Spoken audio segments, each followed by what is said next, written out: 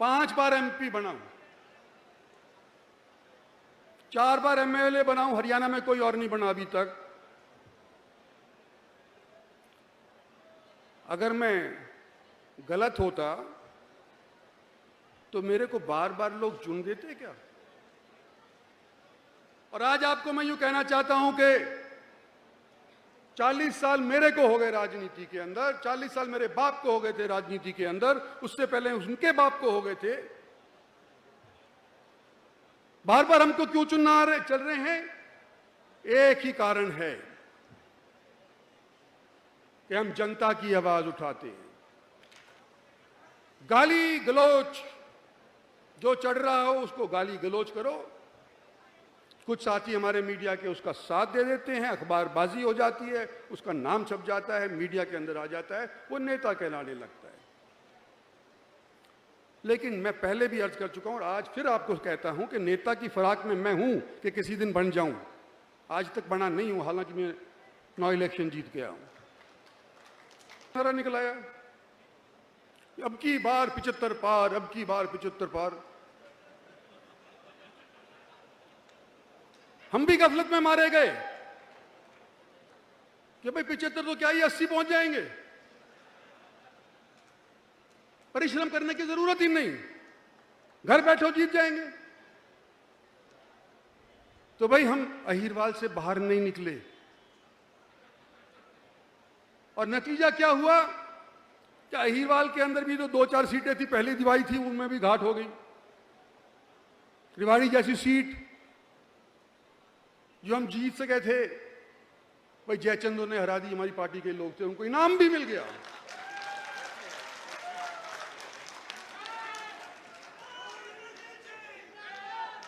और मैं क्या आपसे एक चीज पूछ सकता हूं कि क्या हम अहीरवाल तक की सीमित लड़े, नसीबपुर की ही लड़ाई लड़ेंगे या किसी दिन पानीपत की भी लड़ने के लिए चलेंगे?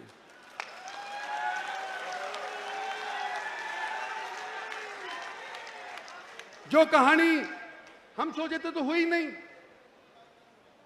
जो कह रहे थे करेंगे उनसे हुआ नहीं, तो हम उनका योगदान करने के लिए बाहर अहीरवाल से निकल के चलें कि नहीं चलें?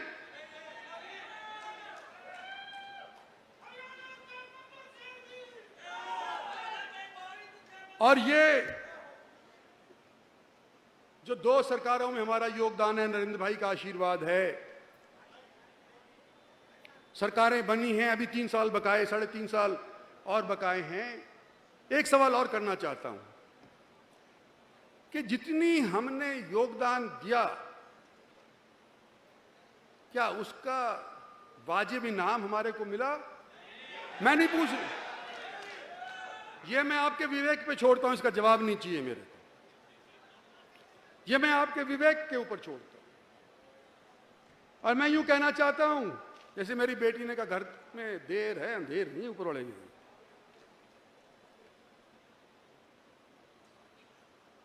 दूसरे, आज भारतीय जनता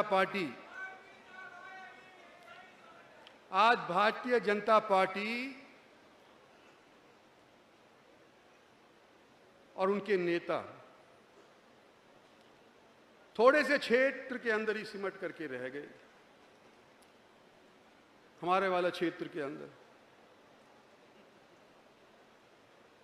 और हम प्रयास करेंगे, जहां अही रेजिमेंट की करेंगे, वह मैं आपसे अभी से अनुरोध करता हूं कि हम मिल करके यूं कहें कि भाई किसानों से भी बात करो। बात नहीं बनेगी, करनी चाहिए।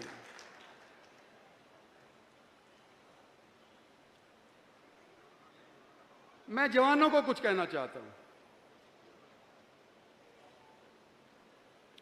भाई अपना इतिहास पढ़ो, समझो। आपकी अभी नई नई बुद्धि है, पूरी तरह से मैच्योर नहीं हुई है, क्या पता क्या निर्णय ले बैठो, उल्टा सीधा। लेकिन निर्णय लेने से पहले अपना इतिहास जरूर पढ़ो, ये मैं अपने नौजवान साथियों को कहना चाहता हूं। फिर ही जब ही आप सही फैसला ले पाओगे। मैं अपने भाइयों से भी कुछ कहना चाहता हूं,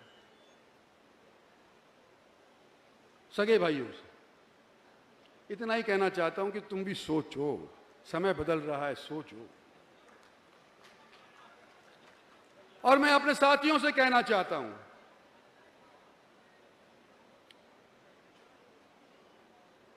मैं जनता का सिपाही हूं, फौजी का बेटा हूं, और मैंने अपना ईमान नहीं खोया है अभी तक।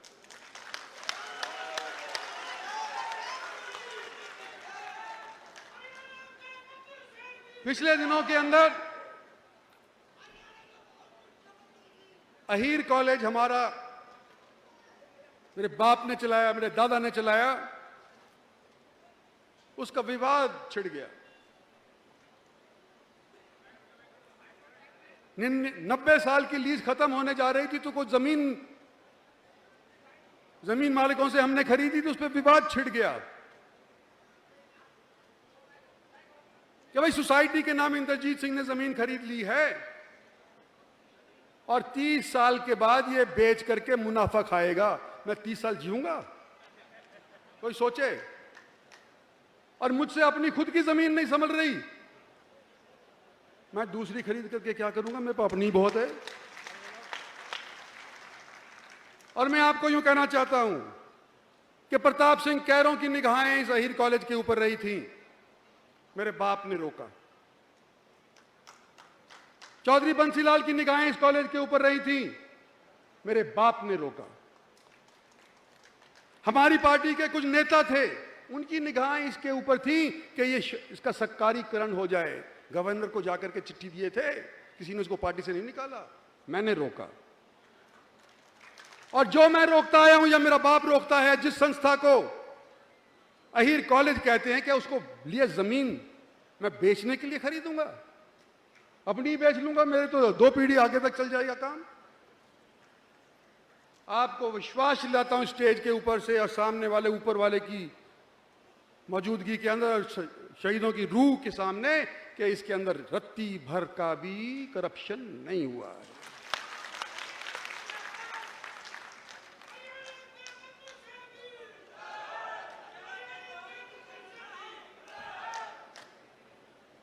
मेरे दुश्मन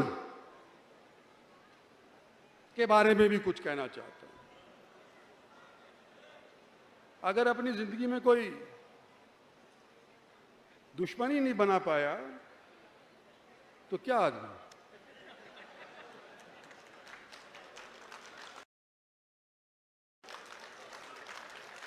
मैं अपने दुश्मन का धन्यवाद करना चाहता हूं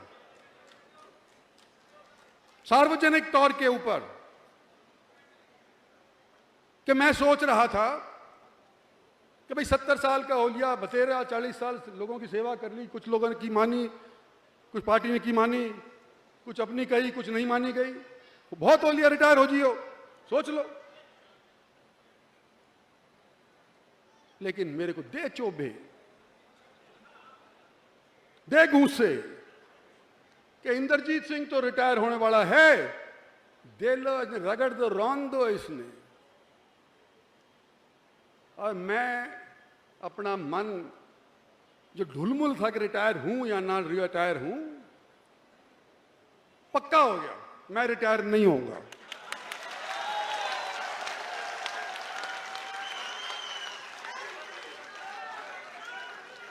आखिर क्यों?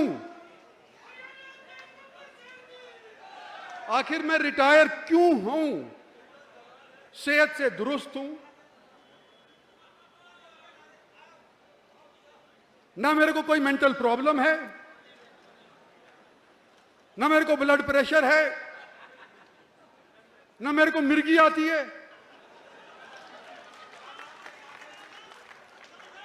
और 50 साल के से किसी से दौड़वा करके देख लो, बराबर की दौड़ में पार नहीं जाऊं तो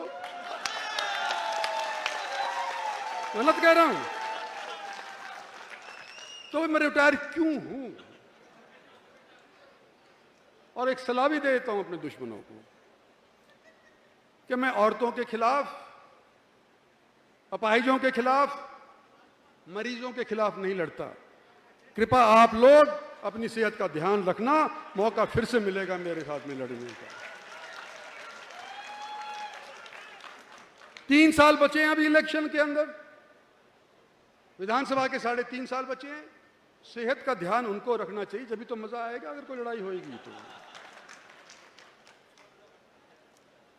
और अगर आप हरा देते हैं तो बेशक तांडव कर लेना, लेकिन आज थोड़ी जल्दबाजी है, आज तांडव करने का समय नहीं है।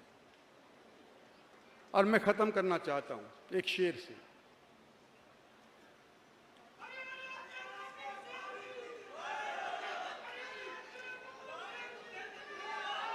नटवर सिंह जी मेरे दोस्त नहीं, मेरे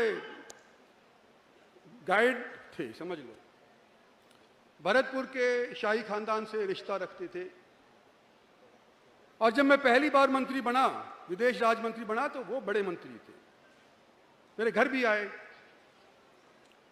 गिर भी गए, चोट भी लगी, टांका भी लगा।